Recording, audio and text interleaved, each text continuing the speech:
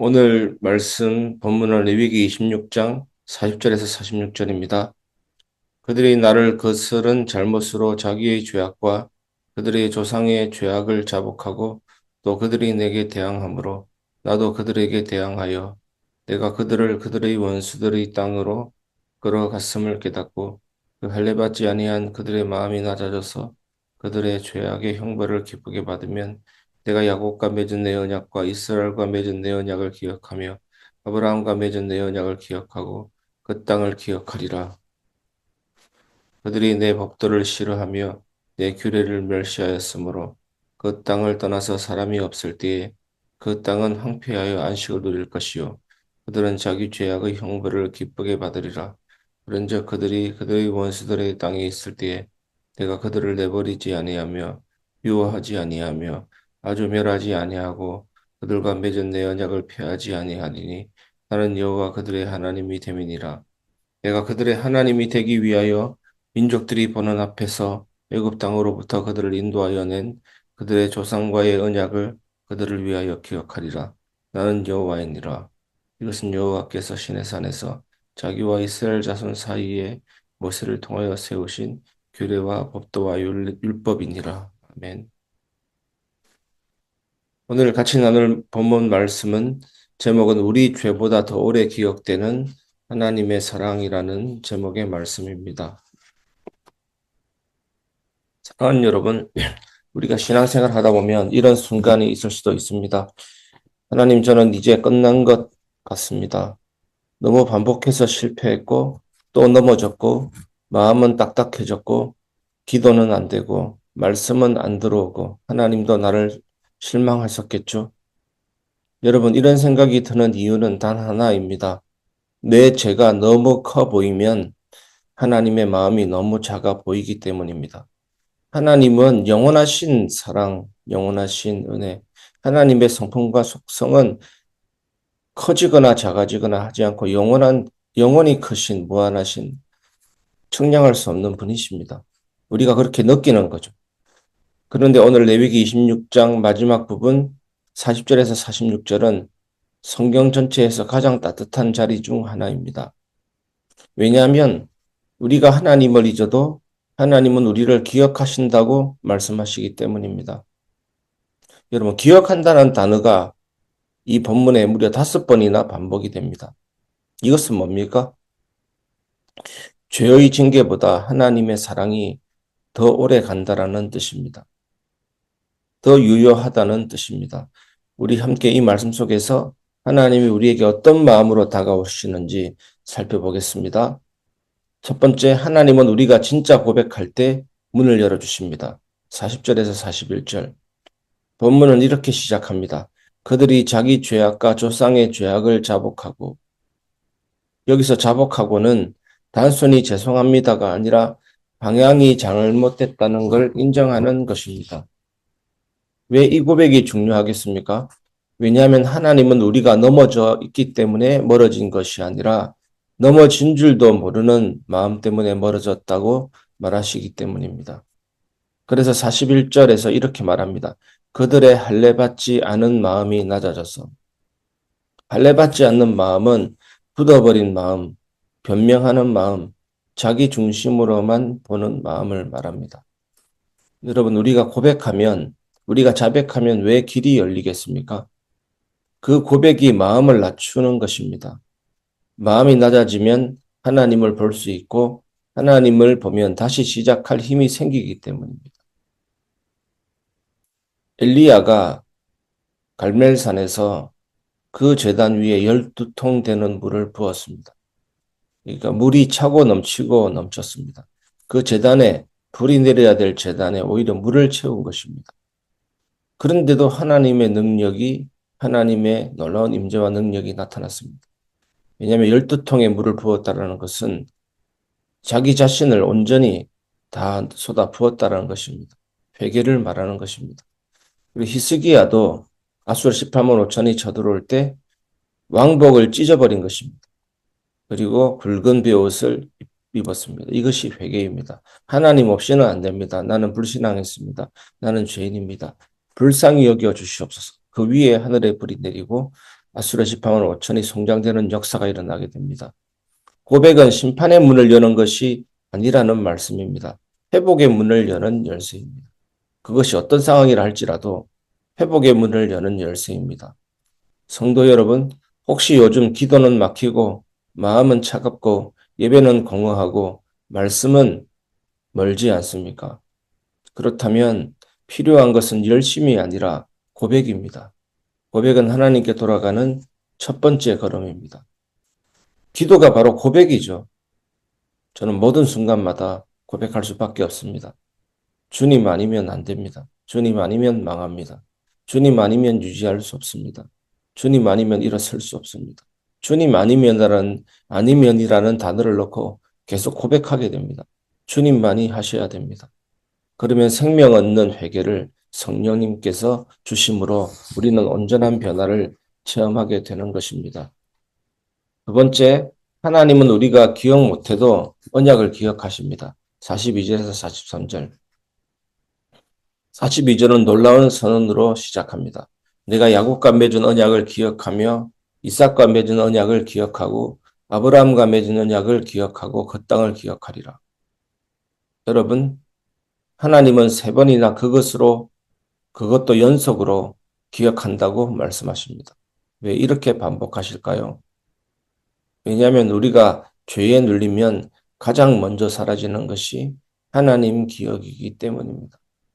아담과 하와가 하나님이 먹지 말란 선악과를 따먹고 죄를 지었을 때 그 이후에 바로 어떤 것이 왔습니까? 하나님의 임재로 가득했고 하나님과의 소통으로 행복했던 아담과 하와는 벌거벗어서나 부끄러워하지 아니라 완전한 충만함이 있었는데 이제는 벗었음을 보고 두려워하고 하나님을 피하여 숨게 된 것입니다. 기억이 지워지는 것입니다. 사라지는 것입니다. 우리는 있습니다. 그러나 하나님은 기억하십니다. 우리가 하나님을 잃어도 하나님은 우리를 잃지 않습니다. 우리가 멀어져도 하나님은 절대 멀어지지 않습니다. 우리는 마음이 바뀌지만 하나님은 언약 때문에 마음을 바꾸지 않으십니다. 그래서 하나님은 말씀하십니다. 너희가 죄로 인해 징계받을 동안에도 나는 너희를 잊지 않았다. 땅도 기억하고 아브라함도 기억하고 너희를 향한 약속도 기억한다. 이게 무슨 말입니까? 회복은 우리의 의지에서 시작되는 것이 아닙니다. 우리가 열심을 부렸더니 우리가 강하게 기도했더니 변화됐다, 회복됐다 아닙니다. 하나님의 기억에서 시작된다는 말입니다. 은혜로 시작된다는 말입니다. 그래서 여러분, 우리는 모든 순간마다 기도해야 될 줄 믿습니다. 물 한 잔 마실 때도 주님 이 물이 하나님의 은혜임을 믿습니다. 음식을 먹을 때도 주님 나에게 왕성한 식욕도 주시고 또 먹을 수 있는 힘을 주시고 음식 주셔서 감사합니다. 어떤 사람은 고난과 염려 때문에 음식 맛을 잃어버리는 경우도 있지 않습니까? 그리고 예배 드릴 수 있는 것도 감사해야 됩니다. 건강 유지 위해서 주일날 정말 산으로 들러 돌아다니면서 하나님을 영원히 찾지 않는데 우리에게 하나님을 찾을 수 있는, 만날 수 있는 예배 주심에도 감사를 드려야 되는 것입니다. 모든 순간마다 하나님의 기억에서 시작된다는 말 잊지 마시기를 바랍니다. 내 의지가 아니라 하나님의 기억 속에서. 그래서 여러분이 변화된다고 할 때, 깨달음이 있다고 할 때, 순간순간마다 주님을 향한 마음이 뜨거워진다고 할 때, 그것은 여러분의 속에 있는 성령님의 역사라는 확실한 증거입니다. 기도하시면서 은혜 받으시기를 바랍니다. 여러분, 우리는 자주 있습니다. 기도 응답도 있고, 감격의 순간도 있고, 하나님이 건지신 날도 있고, 그 은혜로 울었던 날도 있습니다. 그러니까 불안하고 염려하는 것이죠. 우리가 잊지 않는다면 염려 안 할 텐데, 잊어버리기 때문에 삶 속에서 문제가 위기가 올 때 또 낙심하고 좌절하게 되는 것입니다. 그런데 하나님은 우리가 눈물 흘린 기도를 단 한 번도 잊어버린 적이 없습니다. 이게 복음입니다. 진실한 기도. 여러분, 하나님에 대한 섭섭함도 생길 수 있습니다. 서운함도 생길 수 있습니다. 하지만 그 생각을 혼자 가지고 품고 끙끙 앓 때 그것은 좋지 못합니다. 그것은 바람직하지 못합니다. 신앙에서 이탈될 위험이 있습니다. 하지만 하나님 나를 잊으신 것 아닙니까? 하나님 나를 버리신 것 아닙니까? 끝이 없는 긴 터널을 통과할 때 이런 기도가 나옵니다. 괜찮습니다, 여러분. 하나님 이런 기도 받으시고 우리 마음을 위로하시고 참된 응답으로 인도하십니다. 오늘도 그 하나님 앞에 나아가시기 바랍니다. 세 번째, 하나님은 징계 중에도 우리를 내버리지 않으십니다. 44절에서 46절. 44절은 레위기 전체에서 가장 부드러운 말씀입니다. 그들이 원수들의 땅에 있을 때에도 내가 그들을 버리지 아니하며 미워하지 아니하며 아주 멸하지 아니하고 언약을 폐하지 아니하리니 나는 여호와 그들의 하나님이 됨이니라. 여러분 이 구절은 읽기만 해도 울컥하는 내용입니다. 왜냐하면 하나님이 이렇게 말씀하시기 때문입니다. 너희가 멀어져도 나는 너희를 버리지 않는다. 너희가 나를 미워해도 나는 너를 미워하지 않는다. 너희가 나를 떠나도 나는 너희와의 언약을 끊지 않는다. 너희가 나를 잊어도 나는 너희의 하나님이다. 왜 하나님은 이렇게까지 하실까요? 45절에 그 이유가 나옵니다. 그들을 위하여 그 조상과의 언약을 기억하리라. 여러분, 우리의 구원은 우리의 성품이 아니라 하나님의 성품 위에 있습니다. 하나님은 구원하시기로 하신 자들을 선택하십니다. 그리고 버리기로 작정한 사람도 선택하십니다. 자격이나 조건이 아니라 하나님의 성품, 하나님의 사랑입니다. 이것이 신학적으로 선택적 유기, 선택적 작정이라고 합니다. 하나님 구원받은 자를 선택하시고 끝까지 버리지 않고 포기하지 않습니다. 하나님이 선택하셨기 때문에. 하지만 버리기로 작정된 시대도 있고 사람도 있습니다. 선택적 유기. 우리 얼마나 감사합니까? 하나님께 선택받았고 하나님의 성품과 사랑으로 포기하지 않는다. 너무나도 감사한 내용입니다.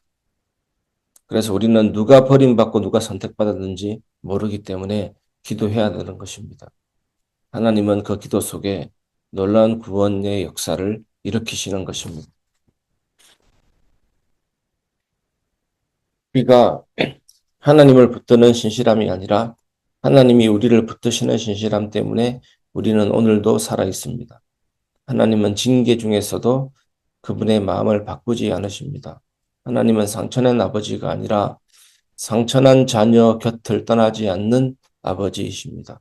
이것이 레위기 26장의 마지막이 심판이 아니라 회복으로 끝나는 이유입니다. 말씀을 마무리하겠습니다. 끝이 아니라 돌아오라는 신호입니다.